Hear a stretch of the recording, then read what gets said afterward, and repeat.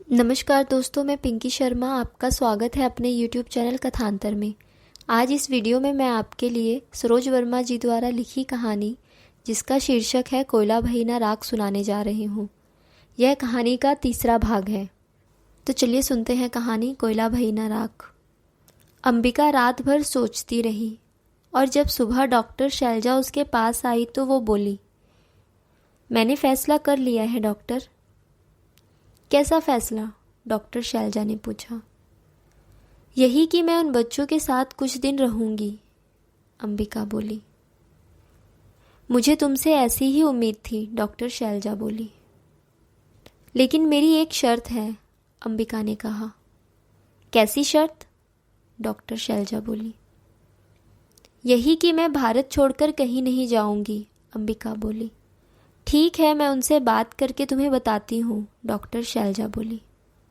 जी, आप बात करके मुझे बताइए कि वे क्या चाहते हैं, अंबिका ने कहा।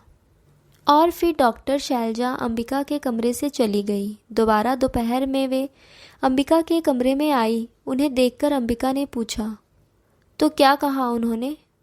तभी डॉक्टर शैलजा बोली।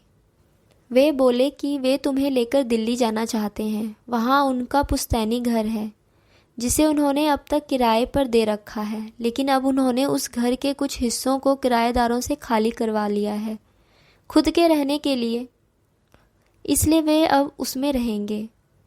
उन्होंने पूछा कि क्या तुम उनके साथ दिल्ली जाना पसंद करोगी?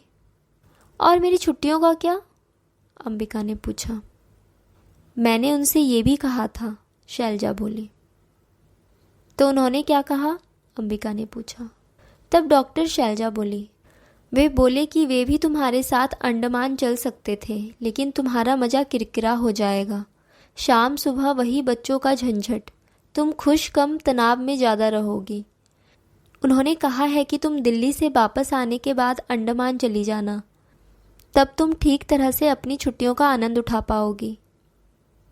उनका कहना भी सही है। ठीक है, तो मैं उनके साथ दिल्ली जाने को तैयार हूँ, और उनसे कहिए कि दिल्ली में रहने का मैं अलग से पैसा लूँगी, अंबिका बोली। ठीक है, तो मैं उनसे कह दूँगी, डॉक्टर शैलजा बोली। और कोई काम हो तो कहिए, अंबिका ने शैलजा से पूछा। अभी इतना ही है, और परसों तुम हॉस्पिटल से डिस्चार्ज हो जाओगी तो सीधा तुम्हें उनके साथ दिल्ली निकलना होगा, शैलजा बोली।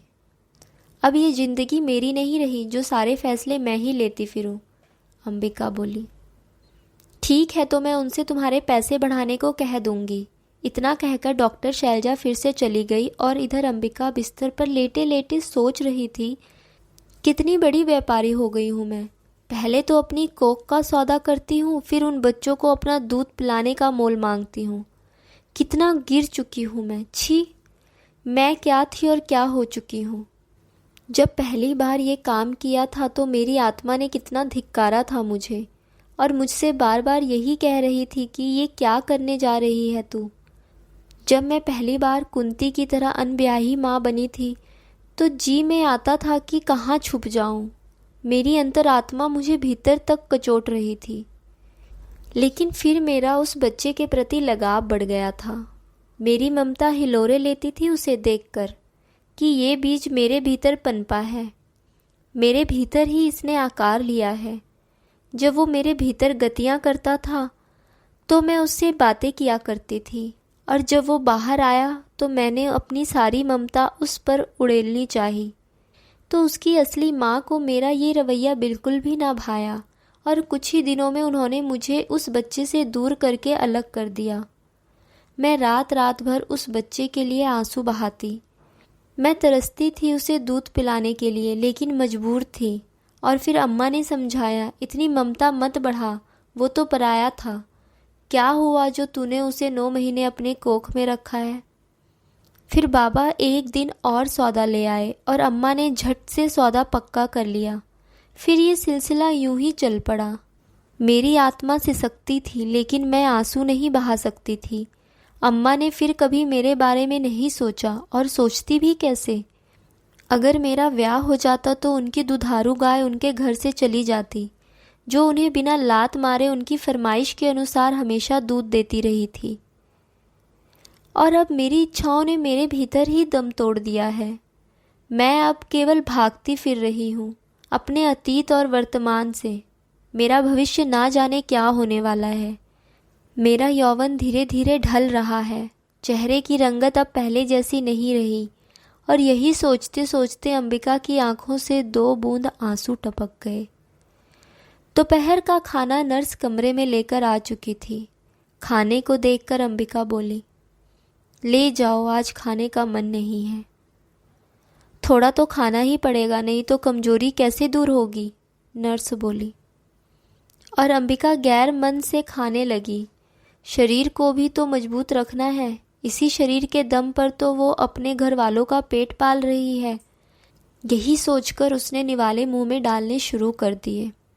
और ऐसे ही अंबिका के हॉस्पिटल से डिस्चार्ज होने का दिन भी आ गया। वो मुंबई छोड़कर संदीप और सुनैना के संग दिल्ली चल पड़ी। फ्लाइट अपने निर्धारित समय पर दिल्ली पहुंच गई। एयरपोर्ट से वे घर पहुंचे।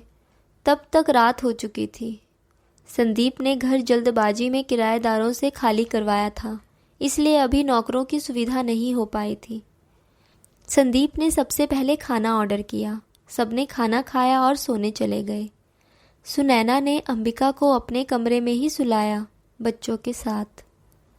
संदीप अलग बेडरूम में सोया। सुबह सुबह अंबिका जाग गई, क्योंकि उसे जल्दी जागने की आदत थी, और जाकर बालकनी में खड़ी हो गई।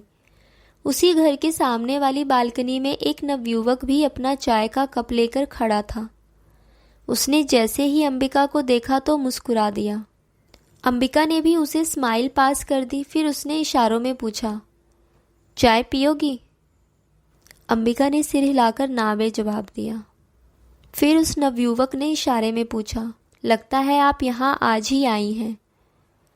अंबिका ने सिर हिलाकर फिर से हाँ में जवाब दिया। फिर उसने इशारों में पूछा, आप शायद गूंगी हैं।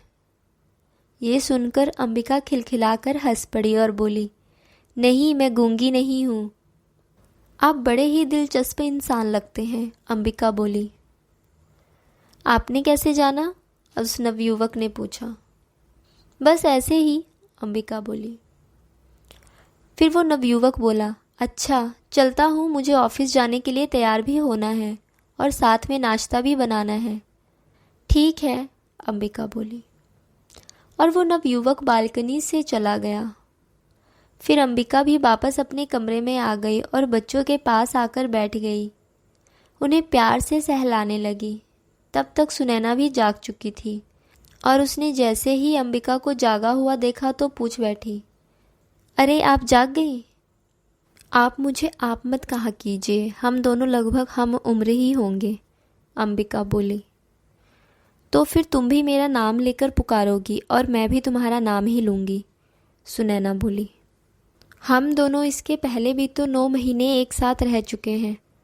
तब हमारा रिश्ता ग्राहक और खरीदार का था, लेकिन अब हम दोनों माएँ हैं और ममता का ना तो कोई मोल होता है और ना उसे बांटा जा सकता है। ये तो केवल सिर्फ एक एहसास है, अंबिका बोली। तुम शायद सच कहती हो, सुनैना बोली। और फिर धीरे धीरे अंबिका का मन सुनैना और उसके परिवार के साथ लग गया और उस नवयुवक से भी कभी कभी अंबिका की मुलाकात हो जाया करती। उससे मुलाकातों के बाद उसे पता चला कि उसका नाम रुद्राक्ष है। अब रुद्राक्ष अंबिका से मिलने कभी कभी उनके घर भी आ जाया करता। सुनैना को रुद्राक्ष की आंखों में अंबिका के लिए प्यार दिखाई दिया और उसने ये बात अंबिका से पूछी, लेकिन अंबिका बोली, सुनैना, जिस दिन उसे मेरी सच्चाई पता चल जाएगी तो वो उस दिन खुद ब खुद मुझसे दूर हो जाएगा। लेकिन सच्चाई पता लगने के बाद भी वो तुझसे शादी करने को राजी हो गया तो तब तू भी उसके साथ घर बसा लेना, सुनैना बोली। सुनैना, ये सब इतना आसान है जैसा कि तुम समझती हो, अंबिका बोली। सब हो सकता है, सच्चा प्यार बड़ी मुश्किल से मिलता है और उसे ठुकराना बेवकूफ़ी होगी, सुनैना बोली। सोचूंगी जो तुमने कहा उसके बारे में, अंबिका बोली। और फिर एक दिन रुद्राक्ष ने अंबिका से पूछ ही लिया उससे शादी के लिए, लेकिन अंबिका बोली, रुद्राक्ष, मैं तुम्हारे काबिल नहीं हूँ। लेकिन क्यों? रुद्राक्ष ने पूछा। मैं तुम्हें इसका जवाब नहीं दे सकती, अंबिका बोली। तुम्हें इसका जवाब देना ही होगा, रुद्राक्ष बोला। तुम मेरी सच्चाई सुन नहीं पाओगे और सच्चाई सुनने के बाद तुम्हें मुझसे नफरत हो जाएगी, अंबिका बोली। पहले बताओ तो कि बात क्या है, रुद्राक्ष ने पूछा। तो सुनो, मैं एक सरोगेट मदर हूँ, अंबिका बोली। बस इतनी सी बात, रुद्राक्ष बोला। तुम्हें सच्चाई सुनकर कोई फर्क नहीं पड़ा, अंबिका बोली।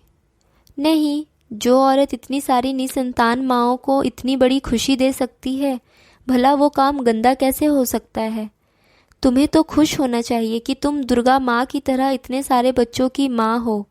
अब बोलो, मेरे बच्चे की माँ बनोगी, रुद्राक्ष बोला। ये सुनकर अंबिका की आंखों से आंसुओं की धारा बह चली और रुद्राक्ष ने अपनी बाहें खोल ली। फिर अंबिका रुद्राक्ष की बाहों में धीरे से समा गई। ये खबर जब उसने अपने माँ बाप को बताई तो उन्हें बहुत बुरा लगा, क्योंकि अब उनकी कमाई का जरिया बंद होने वाला था। और अब अंबिका मन में सोच रही थी कि वो बिना पैसे लिए केवल अपने बच्चे की माँ बनेगी और जो खुशी आज तक उसके लिए अधूरी थी वो पूरी हो जाएगी। आज तक उसकी आत्मा बहुत जली थी। जिस आत्मग्लानि और पश्चाताप की आग में वो पल पल जलती आई थी, जिसके कारण ना कोयला भई ना राख, लेकिन अब उसे अपनी जिंदगी से मुक्ति मिलने वाली थी। जिन पैसों के लिए उसके माँ बाप ने उसे जिस दलदल में धकेला था, उस दलदल से रुद्राक्ष ने उसे हमेशा के लिए दूर कर दिया था।